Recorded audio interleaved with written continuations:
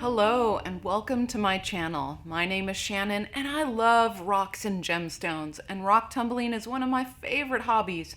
And today I'm going to take you through my process of tumbling bloodstone. This stone, it's also called Heliodor, and I'll show you every step along the way from rough to the finished polished process. And then at the end of the video, I'll show you my timeline and the recipe that I use to get these really shiny results. And bloodstone is a gorgeous stone. And it is a mix of dark green, reds, and yellows. And sometimes some white as well, but the red in it really gives it its name for bloodstone, as it looks like speckles of blood on the green gemstone. Now, bloodstone, it tumbles up very similar to jasper, but it does tend to be really tough to shape in the coarse stages, so it may take an extra week or two depending on how rounded you want your stones to be. But in this batch, I kept mine a really natural shape.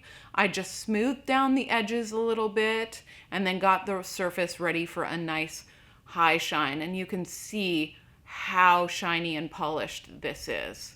It's really nice. So let's get into the whole adventure and let me show you the rough. And today I'm getting some bloodstone into the barrel as well, and it is hard to tell now, but this is a deep green and a red stone, and I have tumbled this before.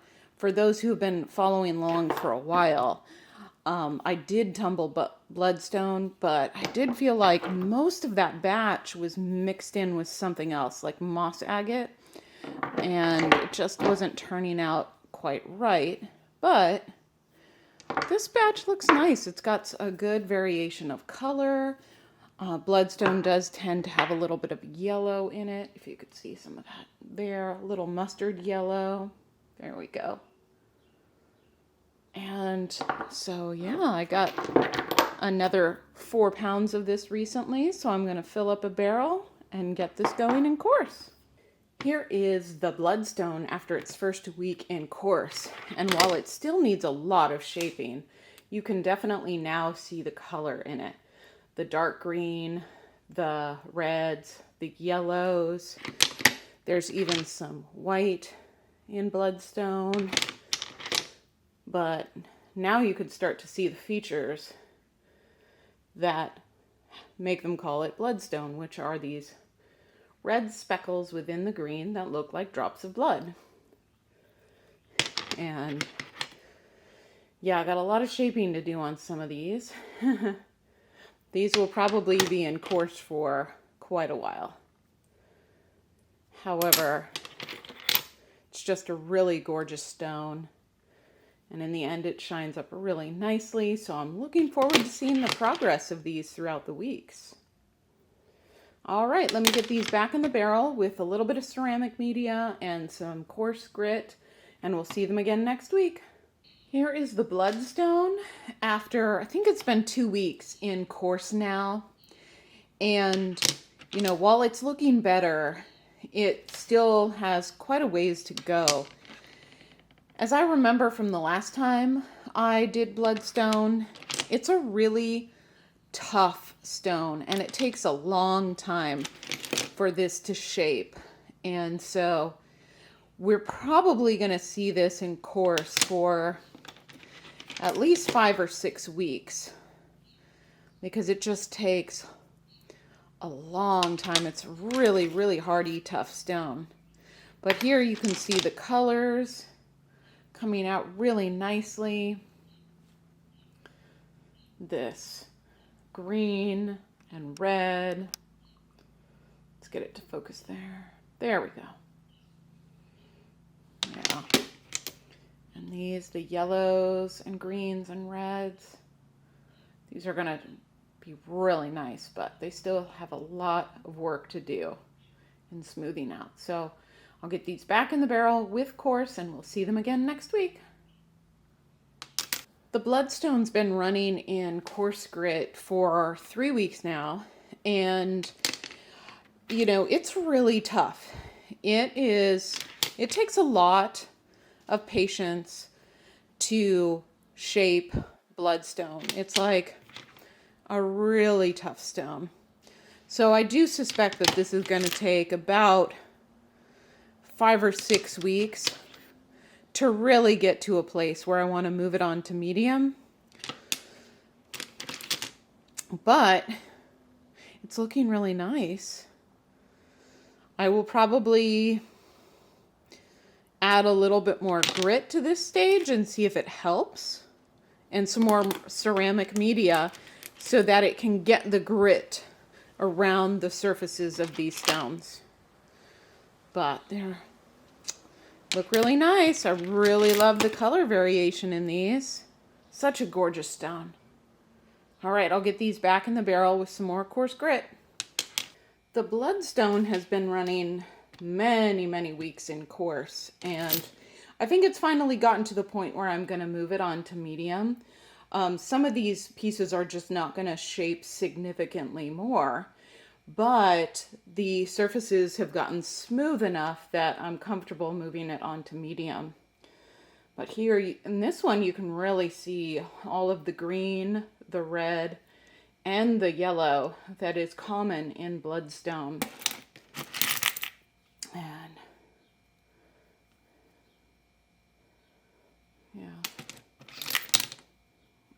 yeah, you can see the colors really nicely in this one.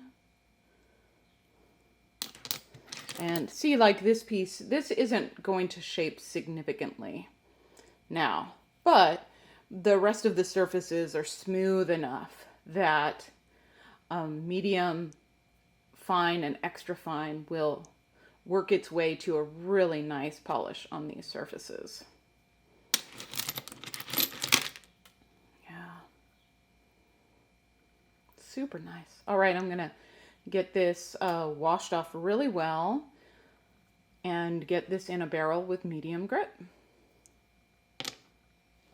Look at this gorgeous Bloodstone after a week in medium grit. It is looking phenomenal. Yeah, really smooth. Really gorgeous. And if you've watched my videos, you know that I prefer a more natural shaping to them. Like, you know, this is a great stone here. And I'm not looking for them to be perfectly round or like without any kind of like real unique shape or dimension. I like them to look more like their natural form. So that's why some of these have a unique shape, and I like them just like that. Look at that. All right, so let me get these cleaned up really nicely, and then we'll get them back in the barrel with some fine grit. All right, the Bloodstone has been in fine grit for 1 full week, and it is feeling ready to move on. This is a great batch with a lot of really unusual and natural shapes, and a lot of that green color with the red speckled or swirled in it. Like, yeah, this is one of those pieces that just has this really natural shape, and I've rounded and softened all the edges, but it's keeping its shape rather than having trimmed or cut or broken this one apart. I just kept it like it is. Yeah, really lovely green. And Bloodstone can tend to have this semi-translucent blue with it. that's really super pretty. All right, let me get these really cleaned up. Like this is one with just lots of natural crevices. And there's no way I could have tumbled this one down to total smoothness without keeping it in a tumbler for like half a year. And it would be significantly smaller, but I really like the shape of this one, and I think the smooth parts will polish up really nicely. And this will probably just be a nice display piece for me. All right, let me get these washed up really good in a wash cycle. And that is some mild laundry detergent and water. You let the Bloodstone tumble for about an hour and clean it off, and that ensures that any kind of extra grit or slurry is washed off and will not continue to your next stage. Here is the Bloodstone after a full week in extra fine, and the exterior is just feeling silky, silky smooth, and this is looking really gorgeous and ready to go into polish. So just briefly, I'll show you what I do before polish. It's a wash cycle, and there's already water in the barrel, and I have my stones in the barrel. Then I'm going to take a really mild laundry detergent, and I'm just about out. Sorry, have to open a new box, but it's a really mild chemical-free laundry detergent. This one is for baby clothes, but you could use like any of the free and clear ones as well. And I'll wash this for about an hour. I'll put it on the tumbler, let it tumble in the soap for about an hour. I'll rinse it because the water will likely still be very dirty, because you have slurry residue that could still be on the stones and the ceramic media, but trapped in the pores in the rubber barrel as well, and you want to get that all out before you start polish, or you have a high risk of contamination and not polishing quite as well as you'd hoped. So I'll rinse it, do a wash cycle about 2 to 3 times this afternoon before I put polish in it and get it ready to go. But I want the rinse water from the wash cycle to be as clear as possible before I move on to polish. So let's get this back in the tumbler to clean and then get it into polish. Here is the Bloodstone after a full week in aluminum oxide polish, and we're going to check and see how that's going. So I'm just going to pull one directly from the barrel. And we do this because if we're not quite happy with the level of shine, we could just pop the stone back in, put on the lid, and keep it polishing. We don't need to recharge the polish or clean these off. So I'll pull that right out of the barrel, give it a good rinse to get the polish off. And then we are going to dry this with a paper towel so we can see what the stones are looking like when they are dry. And like, yeah, look at that polish. Look at that gleam. Nice. All right, let me try another one. There we go. I'll rinse that off.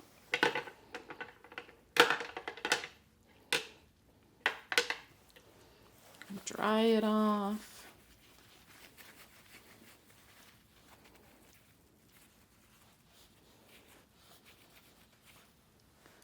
And look at that shine. Excellent. So these are ready to come out. What I'm going to do now is I'm going to put these through a burnish cycle, and I'll rinse this off, add some mild soap like Draft or shaved ivory soap and water, and let that run for about an hour, and that will clean off all of the polish residue off of the stones and give them an even more shiny appearance. So let me get these rinsed off, and then I'll show you pictures of the finished product.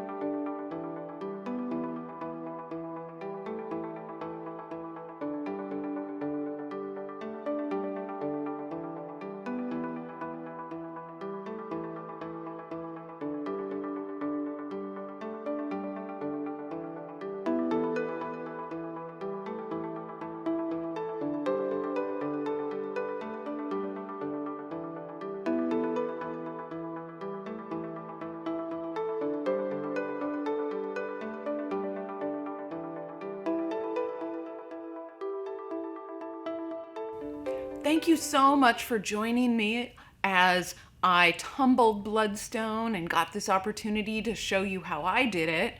And I hope you're really curious about Bloodstone. It's a really gorgeous stone. There's so many beautiful color combinations and patterns in Bloodstone, and it just looks so gorgeous after it's finished polishing.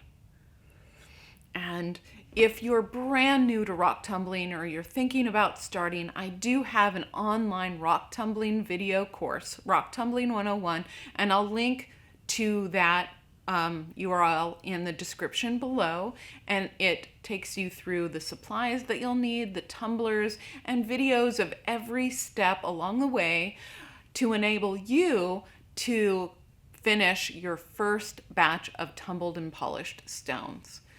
And if you are an experienced tumbler and you'd like to see how I tumble a wide variety of gemstones, then make sure to hit the subscribe button so you won't miss a single gemstone video. Thank you.